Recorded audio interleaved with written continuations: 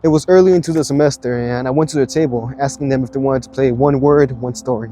I started walking around the table with my water bottle acting as a microphone. And then, after a couple of seconds, I finally got to her, and I ignored her.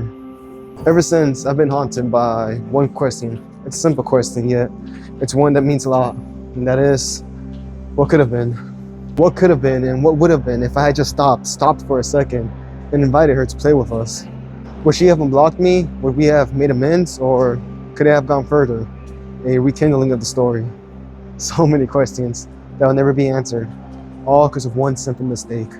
And now for months, my mind's been running wild, just asking these questions and so many more over and over again, until recently.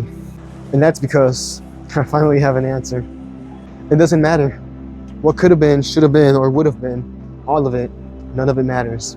What truly matters is what you choose to do with that experience now, today, in the present day. Will you use it to better yourself as motivation, since if you can't change the past, might as well make the very best of the future? Or will you let it engulf you, burn you alive like it did to me for 4 years? Reflecting, going through it over and over again, but never truly processing it, since it's a lot easier to sit in despair and self-pity than it is to actually take accountability, responsibility, and improve yourself. If you're choosing or ever decide to choose the first option, then I need to know two things. The first is crucial for the second, and the second is crucial for reaching the end result. You won't forget this experience, and honestly, you shouldn't want to. The mind, it's a beautiful thing.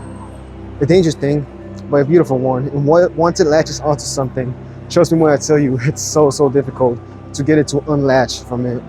Good luck with that. So what should you do instead? Well, just let it be. Instead of hyper-fixating and trying to control everything you feel and do, just let it be. Let it process naturally. And over time, you'll detach. You'll still remember the experience, but it won't be emotionally charged. It'll be more like a faint memory. Instead of being a burning fire that consumes you whenever you think about it, it'll just be embers.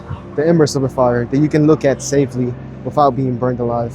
It'll take time, weeks, even months of constant self-awareness and reflection. However, in the end, if you stick with it, you'll find clarity. And trust me when I tell you that it'll all be worth it if you stick with it. And after all of this is over, you'll be ready for the next step, which is rational analysis. So let's get to it. When you detach emotion from the experience, you're able to see the situation in front of you clearly. You're able to think rationally without being blinded by your emotions, thinking with your brain instead of your heart. And best of all, you're able to see just how simple the choices in front of you and the choices that you need to make really are. It's not easy, but it gets simple. All right, here's how I see it. Let's say you messed up in the past. You did or didn't do something or say something that you should have or shouldn't have. What effect does that have right now on your current life? Think about it. Is it fun to think about what could have been and all the other possible lives that you could be living right now? Of course it is. I'm not gonna lie to you. However, when you do this, you idolize something that you don't even have. Let's say you get that better life. All right, awesome. So, what now? No, really, what now? Do you think you're not gonna have problems just because you're living an alternate life? Of course not. You're still going to have problems. They're just going to be different. They may be bigger, they may be smaller, but they're still gonna be there. And that's what you don't think about when you idolize an alternate life, alternate possibilities. For example, in my situation, if we are reconnected, would I have gotten the growth and self-improvement that I did? Probably not. At least not in the form that I got it. And would she have gotten her growth and self-improvement? Almost certainly not as well. At least not in the form that she got it. And would this have made us better or worse off? Can't tell you that. The only thing that I can tell you is that we wouldn't have gotten the things that we got. And whether that's better or worse, I can't say. We tend to focus on the shiny objects, all the good that alternate lives could have brought, while completely ignoring all the problems and burdens that would have accompanied them. So of course we're going to get caught up with overthinking and self-loathing, since if you're looking at just the good that other lives could bring compared to your life, then of course yours is the shittiest of them all, because you have problems compared to the other lives where you wouldn't have problems, right?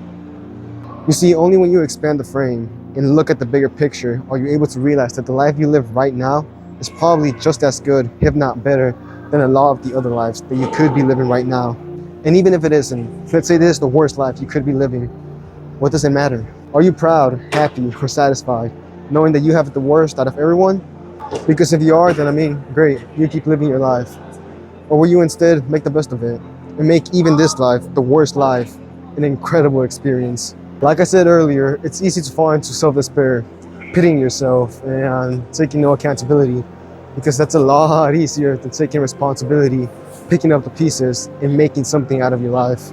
However, if you're still here, then clearly you at least want to self-actualize. So my only advice is to just stop watching videos and get to working. If you need help, then get help. Don't be scared to ask for help from anyone who you think even remotely cares about you. Even me, I'll always be willing to help you. And just remember, no matter who you ask for help, no one's going to care as much as you do. Maybe they'll care about you a ton, but they won't care about your goals anywhere near as much as you do. And honestly, they shouldn't. Why should anyone care about your goals and your pursuits as much as you? It doesn't make sense. Anyways, that's it for me. So make of all of this whatever you will, whatever you desire. Thank you so much for watching though. It really does mean the world to me. I hope you learned something, you take some of this into account. But that's it. So stay safe, stay strong, and see you next time, brother or sister. Peace.